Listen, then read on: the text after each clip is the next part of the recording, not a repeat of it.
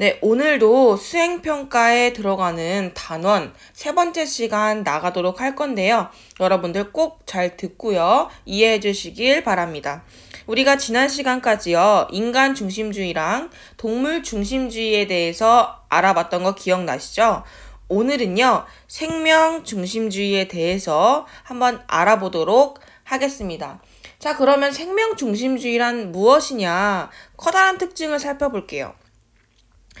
도덕적 지위와 도덕적 고려 대상을 인간과 동물뿐만 아니라 식물을 포함한 모든 생명체로 확장한 겁니다.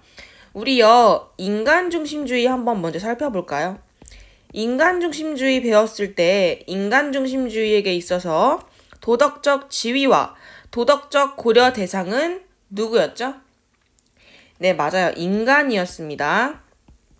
그렇다면 동물 중심주의에서는 누구였나요?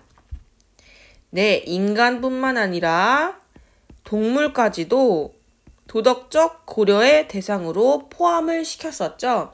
오늘 배우는 생명 중심주의는요. 이러한 인간과 동물을 넘어서서 식물까지를 포함한 모든 생명체가 바로 도덕적 고려 대상이자 도덕적 지위를 지니는 대상이 되겠습니다. 자, 그러면요. 우리 첫 번째 프린트에다가요. 생명 중심주의의 의미, 도덕적 지위와 고려 대상을 인간과 동물뿐만 아니라 식물을 포함한 모든 생명체로 확장했다. 이 모든 생명체라는 단어를 빈칸에 써두시면 되겠습니다.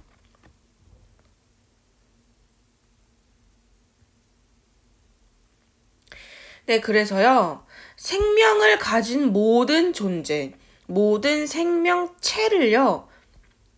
고려 대상으로 봤습니다. 그래서 이러한 생명중심주의의 학자로는요. 대표적으로 슈바이처와 레건이라는 학자가 있는데요. 레건이 아니고 테일러라는 학자가 있는데요.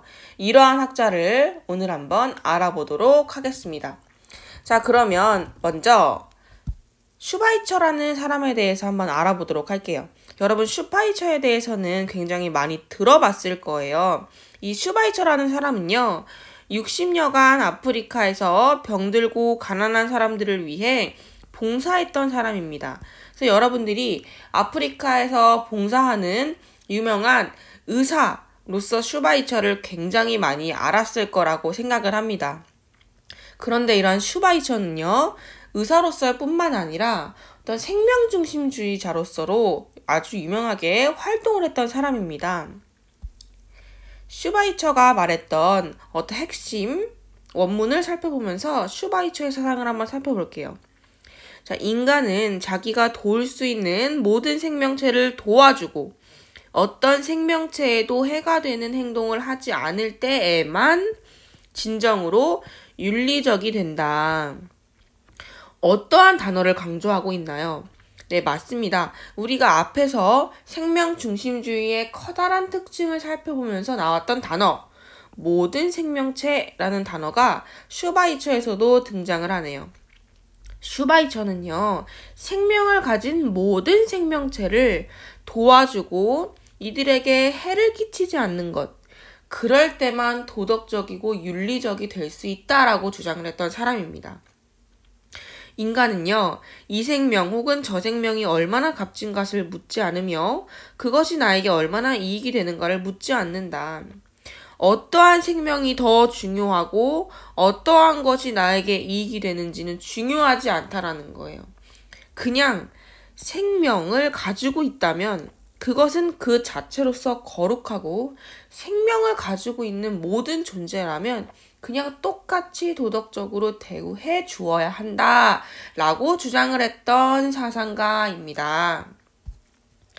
그래서요. 어떤 것을 제일 중요한 가치로 봤다고요? 생명이요.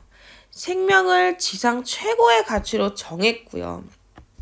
그뿐만 아니라 생명을 대하는 윤리적 자세를요. 선악 판단의 중요한 기준으로 삼았습니다. 자, 이게 무슨 말이냐면요. 이러한 문장을 보면 이해하실 수 있을 것 같아요. 생명을 고양하는 것은 선이고 생명을 훼손하는 것은 악이다.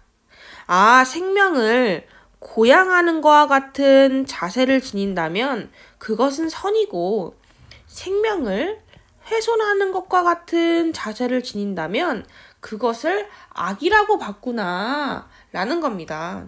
그래서 생명을 내가 어떻게 보느냐, 생명에 대해서 어떠한 자세를 지니느냐가 그것이 선하고 악하다라는 것을 결정할 수 있는 기준이라고 봤던 거죠. 그만큼 생명은 슈바이처에게 있어서 정말 중요한 가치이고요. 그리고 이러한 생명을 어떻게 대하느냐에 따라서 어떤 사람은 선하다, 악하다 라고 할 수 있다라고 주장을 했던 사상가입니다. 그래서 우리 슈바이처 빈칸에다가요. 어떤 것을 최고로 봤다? 네, 생명을 지상 최고의 가치로 봤다. 그리고 생명을 대하는 윤리적 자세를 통해 어떤 판단을 했다? 네, 선악 판단을 했다라는 것을 적어주시면 되겠습니다.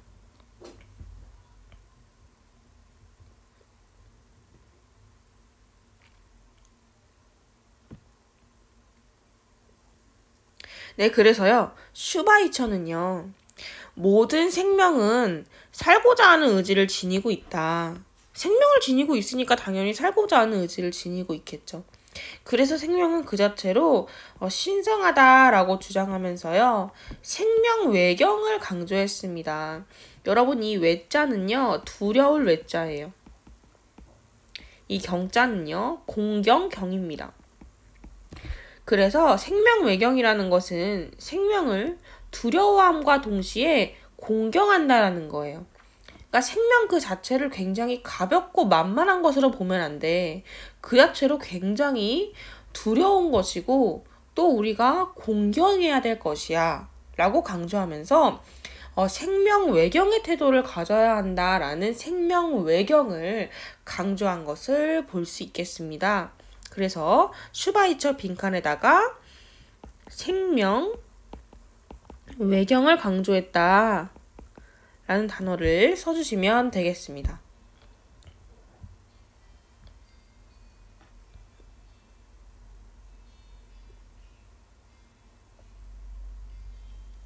네, 그래서 슈바이처가 얼마나 생명을 중요시했냐면요. 자, 우리나라에서 어려운 아이들을 위해 그러한 환자들을 돌봤던 이일선 목사님이 계셨어요. 그래서 이러한 목사님이 슈바이처와 함께 일한 적이 있었는데요. 아무건 봉사를 하면서 날씨가 너무 더웠던 거예요. 그래서 너무 더워서 안 되겠다. 나무에 그물 침대를 걸려고 합니다. 근데 이때 슈바이처가요.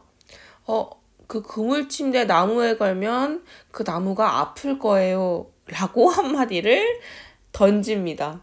이렇듯이요. 나무도 생명을 가지니까 그물 침대에 가면 나무가 아플 거니까 걸지 마세요. 라고 말한 것처럼 생명 그 자체를 너무 중요시했던 거죠. 그래서 슈바이처는요. 왜 날벌레가요. 어떠한 방에서 불빛에 들어가면 타버리잖아요. 그래서 이 날벌레가 타 죽는 것까지 너무 안타까워서 밤에는 창문을 꼭 열고요. 불을 켜지도 않았다고 합니다. 이만큼 생명을 정말 중요시했다라는 것을 우리가 볼 수가 있겠습니다. 자, 그렇다면 질문 하나를 던져볼게요. 슈바이처에게 있어서 사람들, 우리들은 굶어 죽어야 되나요? 생명 너무 중요하다고 했죠? 방금 살펴봤던 일화처럼 날벌레도 너무 중요하고요. 나무도 너무 중요해요. 그러면 우리는 식물과 동물, 그 어느 것도 먹고 살 수가 없나요? 우리는 뭐 먹고 사나요? 굶어 죽어야 되나요? 라는 질문을 던질 수가 있을 겁니다. 이에 대해서 슈바이처는 뭐라고 얘기를 했을까요? 한번 생각해 볼게요. 슈바이처는 생명 중심주의 사상가로서 생명을 굉장히 강조했던 사상가예요. 그러면 이러한 질문에 대해서 뭐라고 답했을까요? 당연히 생명을 강조했으니까 사람들은 아무것도 먹지 말아야 하며 굶어 죽어야 된다 라고 이야기를 했을까요? 그럼 물만 먹고 살아야 될까요? 그건 아니라고 대답합니다. 뭐라고 대답하냐면요. 인간이 먹고 살기 위해선 어쩔 수 없는 이러한 불가피한 희생은 필요할 수밖에 없다라는 이 현실을 인정을 합니다. 하지만 여기서 중요하죠. 인간이 먹고 살기 위해서 어느 정도의 동식물을 희생할 때에는 우리가 이러한 아주 중요하고 고귀한 생명을 우리를 위해 희생했다라는 것을 꼭 자각하고 그것에 대해서 책임감을 지녀야 한다라고 강조한 거죠. 또한 이러한 불필요한 상황에서의 생명을 해쳐서는 안 된다라고 주장을 하면서 우리가 정말 먹고 살 수 있을 정도로만 먹으면 되지 불필요하게 생명을 학살하고 해치는 행위는 좀 자제해야 함을 강조했던 사상가입니다. 그래서 슈바이처는 모든 생명을 가진 존재를 도덕적으로 고려해야 된다라고 주장했던 사상가이지만 인간이 살아가는 어떤 현실을 고려해 봤을 때 이러한 불가피한 희생은 어쩔 수 없이 필요하다라는 것을 인정을 했고요. 이러한 불가피한 희생이 일어나는 상황에서 인간은 꼭 책임감을 가지고 경솔하게 생명을 해쳐서는 안 된다라는 주장을 했던 사상가입니다.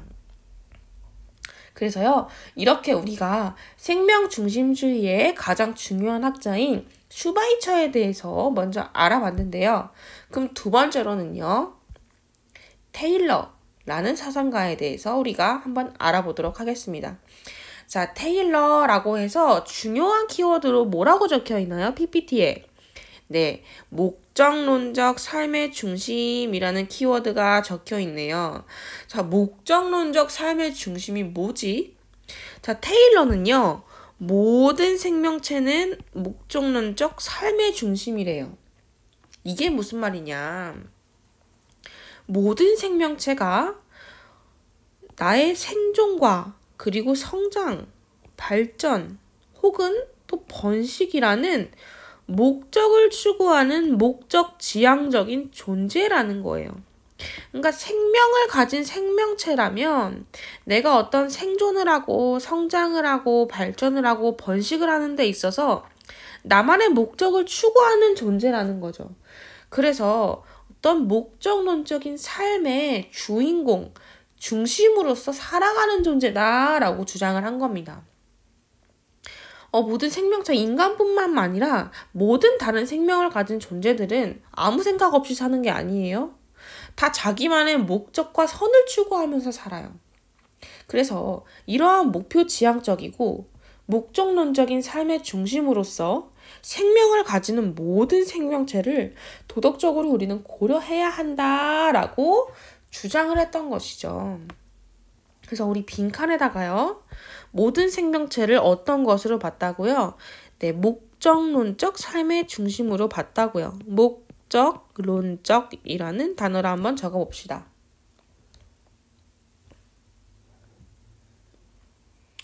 네, 모든 생명체를 목적론적 삶의 중심으로 보았다. 그래서 이러한 목적론적 삶의 중심이라는 것은 생존, 성장, 발전, 번식이라는 목적을 추구하는 목표 지향적인 존재라는 말이다. 라고 하면서 밑에 테일러의 한번 글귀를 읽어볼까요? 자, 모든 생명체는 자기 보존과 자신의 좋음을 향해 움직이는 목적 지향적 활동의 단일화된 체계라는 점에서 동등한 목적론적 삶의 중심이다. 그러니까 모든 생명체는 자기 보존과 그리고 자체적인 좋음, 그러니까 자신만의 좋음을 향해서 움직이는 존재라는 겁니다.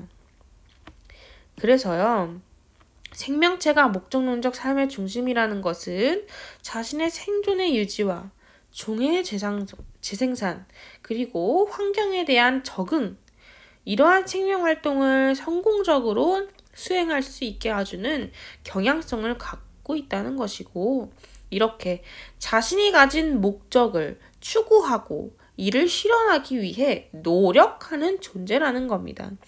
그래서 이러한 존재라면 모두 도덕적으로 고려하고 존중해야 된다라고 하면서 생명을 가진 생명체가 도덕적 고려의 대상이 되어야 한다는 생명 중심주의의 입장을 아주 강력히 가지고 있는 사상가이죠.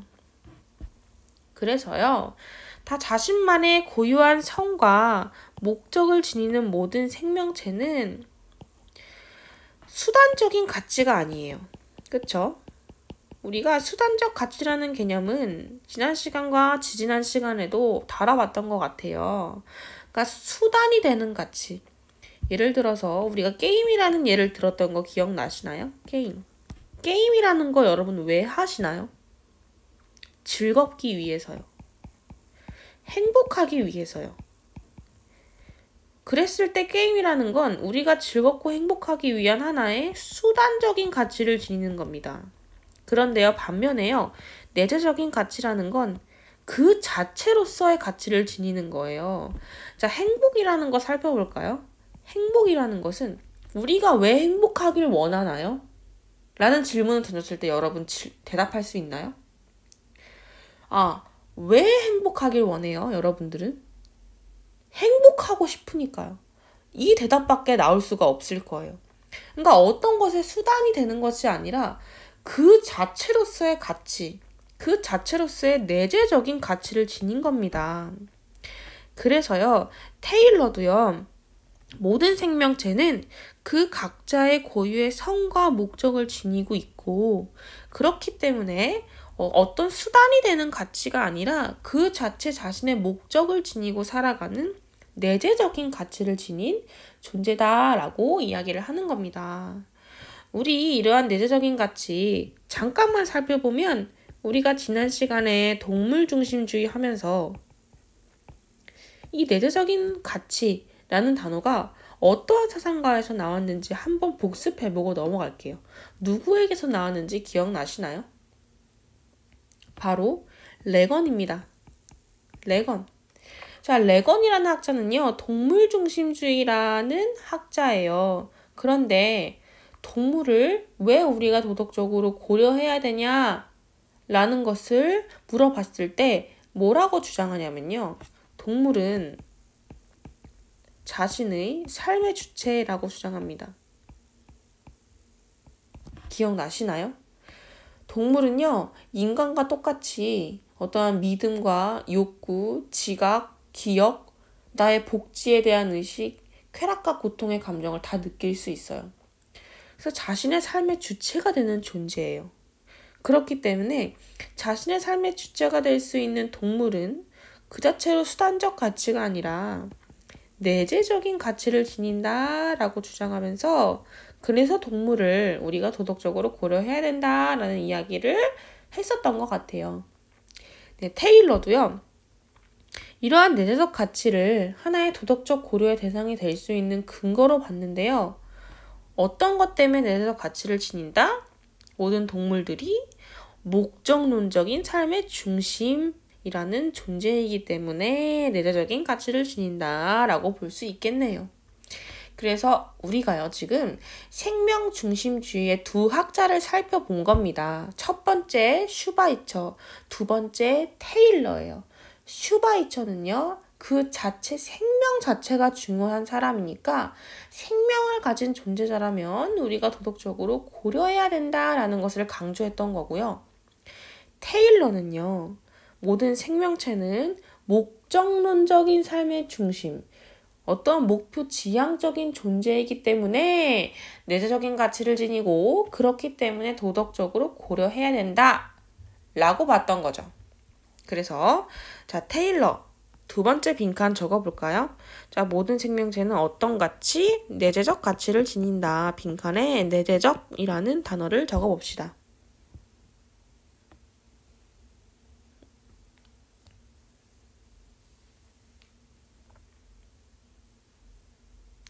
자, 그러면 여러분들이 생명 중심주의에 대해서 지금 딱 살펴봤는데요. 마지막으로 OX 퀴즈 하나 풀어보고 끝내보도록 하겠습니다. 어떤 문제냐면요. 자, 슈바이처와 테일러에게 있어서 생명 공동체는 그 자체로 고유한 가치를 지닌다. O, X.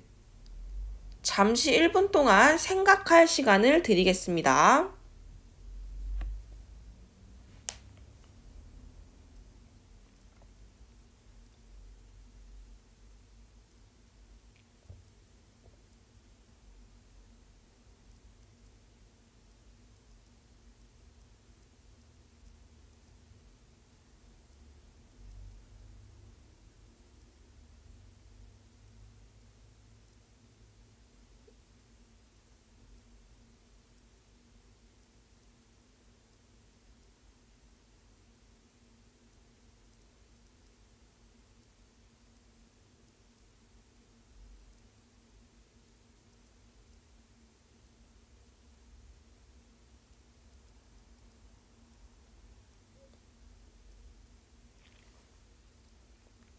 자, 여러분 결정하셨나요?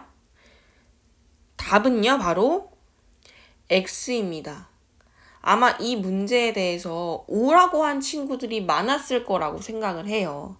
그리고 이러한 문제가 모의고사나 혹은 우리 수능에 있어서도 굉장히 많은 함정으로 출제되는 문제입니다. 자, 왜 답이 X일까요? 분명히 슈바이처와 테일러와 같은 생명중심주의 사상가들은 생명을 강조한 거 아니었나? 그럼 생명 공동체, 고유한 가치 지닌 거 맞지 않나? 라고 생각할 수 있습니다. 자, 그러면 우리가 오늘 생명중심주의 배울 때 제일 첫 번째 장, 생명중심주의란 무엇인가요? 라고 하면서 생명중심주의의 정의와 특징을 살펴본 것에 대해서 다시 한번 볼게요. 자, 생명중심주의는요, 도덕적 지위와 도덕적 고려 대상을 인간, 동물뿐만 아니라 식물을 포함한 뭘로 봤다고요? 모든 생명체로 봤다고요. 그래서 모든 생명체는요, 그 자체로 고유한 가치를 지닙니다.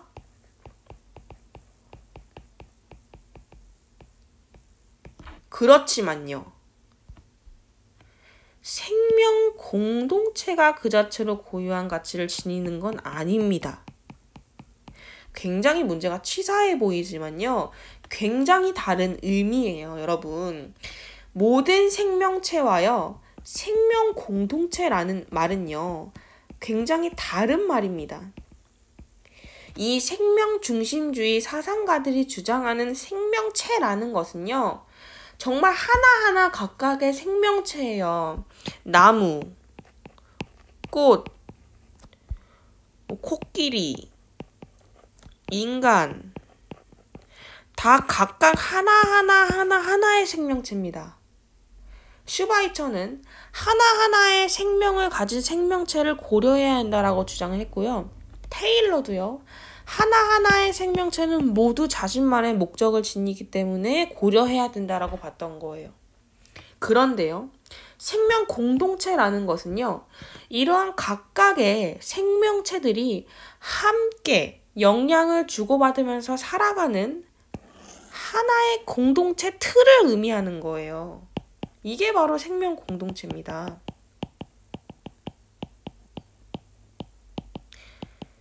그래서 슈바이처와 테일러와 같은 생명 중심주의는요, 개별 생명체를 강조했던 것이지 생명 공동체를 강조했던 것은 아닙니다. 자, 그렇다면 생명 공동체를 강조한 사상가는 누구냐? 우리가 다음 시간에 배울 바로 생태 중심주의 사상가들입니다. 이 생태 중심주의 사상가들은 생명 공동체 그 자체를 중요시해야 된다고 봤던 사람이에요.